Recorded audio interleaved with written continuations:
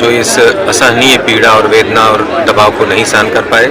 ये जो दोषी खंड शिक्षा अधिकारी है उसके खिलाफ FIR दर्ज हो। शिक्षक समाज हजारों संख्या में उपस्थित है। कठिन परिस्थितियों में सबको हंसाते रहते थे, उसे विषपान करना पड़ा। हत्या खंड शिक्षा अधिकारी द्वारा की गई। जैसे बड़े लोग उसको पहचानते थे, दबाव में उन्होंने आत्महत्या जैसे कदम उठाए। हम पूरे जनपद के प्रत्येक शिक्षक के साथ हो रहे अन्याय का विरोध करने के लिए एकत्रित हुए हैं। सूर्यप्रकाश द्विवेदी खाली एक उदाहरण मात्र हैं जो इस असहनीय पीड़ा और वेदना और दबाव को नहीं सहन कर पाए। यहाँ बैठा हुआ, यहाँ आया हुआ प्रत्येक शिक्षक इस मनोदशा से गुजर रहा है। हमारे शिक्षक समाज के निर्माता होते हैं। व्यवस्था को बनाने और चलाने की जिम्मेदारी उनकी होती है। स्वच्छंद विचार और मन से जब वो सृजन का कार्य करते हैं तो स्वस्थ समाज और स्वस्थ देश का निर्माण होता है। आज हमको बंधुआ मजदूर की तरह से व्यवहार किया जा रहा है। हमारे संवेदनाओं के साथ खिलवाड़ किया जा रहा है। हमको हमारे ही बच्चों के साथ अपमानित हमारी कक्षाओं में किया जा रहा है। अधिकारी व्यवस्था चलाने के नाम पे सिर्फ धनदोहन कर रहे हैं। वो एक शिकारी की तरह से शिक्षकों को धर पकड़ करके उनसे वसूली करते हैं। नहीं पूरा करने पर शिक्षकों को अपमानित करते हैं। ये एक क्रम सा बन गया है। इसके विरुद्ध सब लोग आक्रोशित हैं और हम चाह रहे हैं कि कम से कम खाली मनोजीत राव ही नहीं, जनपद के अनेक अधिकारी ऐसे हैं जो इस कार्य में लिप्त हैं। उनको संरक्षण भी मिल रहा है कहीं न कहीं से। मैं चाहता हूँ इस जो भ्रष्ट तंत्र है वो उजागर हो। आप सब भी इसमें सहयोग करें। कम से कम शिक्षक को शिक्षक ही रहना दिया जाए, बंधुआ मजदूर न उसको बनाया जाए। उसके परिवार के साथ उसके सूर्यप्रकाश द्विवेदी जैसी परिणित दोबारा जनपद में न हो, इसलिए हम यहाँ बैठे हुए हैं। इनके विरुद्ध FIR हो, इनकी गिरफ्तारी हो, परिवार को अहेतुक फांसी दी जाए। जब तक ऐसा नहीं होता है हमारे सभी साथी तो यही सारे लोग बैठे हैं अभी सबको।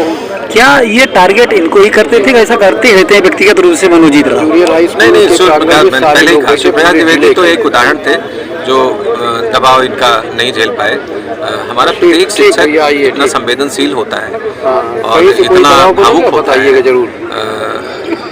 इसीलिए वो उन बच्चों के साथ जो समाज के वंचित तबके से आते हैं, जिनके साथ कोई न्याय नहीं हो पाता है, उनके साथ पैटर्नल भाव से, पितृत्व और मातृत्व के भाव से जुड़ करके और उनको न केवल शिक्षा देता है बल्कि उनको समाज का एक स्वस्थ नागरिक बनाने में अपना संपूर्ण देने का प्रयास करता है। तो ऐसे भावुक व्यक्तित्व के साथ जब कोई इस तरह से दुर्व्यवहार करता है तो निश्चित रूप से क्षोभ और निराशा उत्पन्न होती है। ये सूर्यप्रकाश द्विवेदी जी इसी निराशा से गुजरे होंगे जो उन्होंने अपना जीवन समाप्त किया। क्योंकि प्रत्येक शिक्षक यहाँ जो बैठा हुआ है, सूर्यप्रकाश द्विवेदी सामान्य शिक्षक नहीं थे। आप लोगों ने सुना होगा, वो जनपद के तमाम अधिकारियों और तमाम बड़े मंचों को संचालित करते थे। और जब ऐसे व्यक्तित्व के साथ इस तरह से अपमानित करने का प्रयास किया गया तो सोचिए हमारे सामान्य शिक्षक इस दबाव को कैसे जी पा रहे हैं। तो ये दबाव समाज को, शिक्षक संगठन के नाते, शिक्षक के नाते ये हमारा दायित्व है, इसलिए हम यहाँ बैठे हुए हैं। ठीक है, हम ये कहना चाहेंगे जो दोषी खंड शिक्षा अधिकारी है, सीधी सी बात है, उसके खिलाफ FIR दर्ज हो, उसको जेल भेजा जाए, उसको बर्खास्त करने का प्रयास करा जाए शासन के माध्यम से। यदि ऐसा कुछ नहीं करता है शासन या प्रशासन, तब आप लोग क्या करेंगे? हम बिल्कुल रूप से उस परिवार की डेड बॉडी यहाँ आ जाती है। हम प्रयास करेंगे कि उसका अंत्येष्टि तब तक न होने दे जब तक हमारी मांग न माने। हमारा ये कहना है कि जो शिक्षक समाज हजारों संख्या में उपस्थित है, एक ऐसे व्यक्ति के लिए उपस्थित है जिसने समय समय पर सुल्तानपुर के जनपद का लीड किया है जहाँ भी जरूरत पड़ी है। सुल्तानपुर जनपद को मंचों से लेकर के, कार्यक्रमों से लेकर के विभिन्न सारी योजनाओं में लीड करने वाले व्यक्ति सूर्यप्रकाश द्विवेदी आज हमारे बीच में नहीं रहे, ये बहुत बड़ा दुर्भाग्य है। और ऐसे व्यक्ति को जिसने अपना सर्वश्रेष्ठ शिक्षा विभाग को दिया, जिसके बारे में आज आम शिक्षक की राय है कि वो ऐसा कैसे कर सकते हैं जो कठिन परिस्थितियों में सबको हंसाते रहते थे, उसे विषपान करना पड़ा। तो ये व्यवस्था के ऊपर बहुत बड़ा सवाल है कि ऐसी कौन सी परिस्थितियां पैदा हुई और ऐसा कौन सा कारण बना कि जिस कारण से उनको भी स्पान करना पड़ा। आज शिक्षक समाज यहाँ उपस्थित है, इसी बात पर सबका आक्रोश है।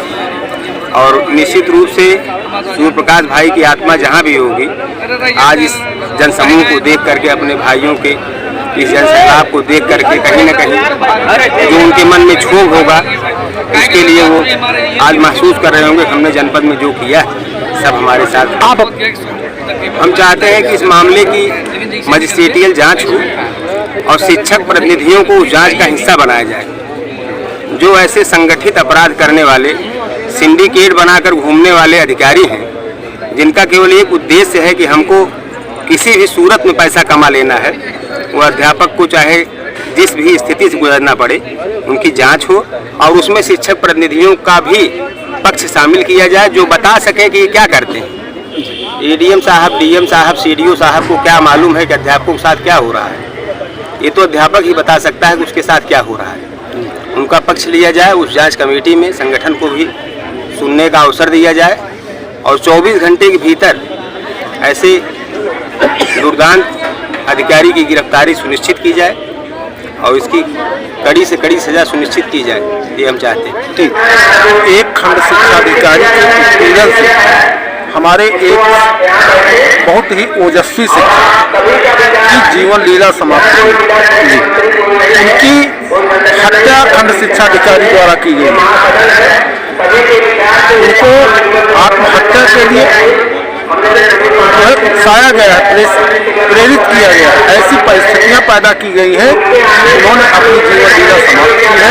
ऐसे खंड शिक्षा अधिकारी को तत्काल गिरफ्तार किया जाए, उनको जेल भेजा जाए, उनके खिलाफ सेवा समाप्त की विभागीय कार्यवाही की जाए और ऐसे जो शिक्षक हैं जिनका उत्पीड़न खंड शिक्षा अधिकारियों द्वारा किया गया, ऐसे खंड शिक्षा अधिकारी की जांच करेंगे, तभी जो है हम शिक्षक लोग शांत रहेंगे, अन्यथा हमारा आंदोलन जारी रहेगा।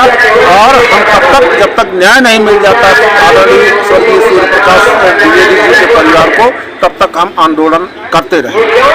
बहुत ही अमूल्य क्षेत्र है हमारी जी, सूर्य प्रकाश जी के इतना रहने पे, और ऐसा शिक्षक जो पूरे प्रदेश में जाना जाता था, पहचान का मोहताज नहीं था वो शिक्षक हमारा जी।